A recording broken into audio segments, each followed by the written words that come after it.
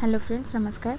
आज review baby wipes मु आज फर्स्ट टाइम पे मगेची मिमीर बेबी वाइप्स देखु मु पूरा अनबॉक्सिंग करुँची।